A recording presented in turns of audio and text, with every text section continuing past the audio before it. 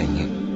جو لوگ اللہ پر ایمان نہیں لاتے اور آخرت کا انکار کرتے ہیں، میں نے ان کا مذہب چھوڑ دیا ہے اور میں اپنے باپ دادا ابراہیم اور اسحاق اور یعقوب کے مذہب پر چلتا ہوں۔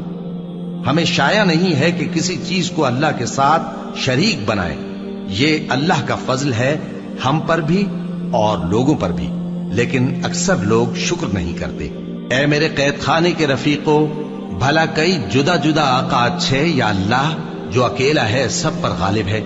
جن چیزوں کی تم اللہ کے سوا پرستش کرتے ہو وہ صرف نام ہی نام ہیں جو تم نے اور تمہارے باپ دادا نے رکھ لیے ہیں۔ اللہ نے ان کی کوئی سند نازل نہیں کی۔ سن رکھو کہ اللہ کے سوا کسی کی حکومت نہیں ہے۔ اس نے ارشاد فرمایا ہے کہ اس کے سوا کسی کی عبادت نہ کرو، یہی سیدھا دین ہے، لیکن اکثر لوگ نہیں جانتے۔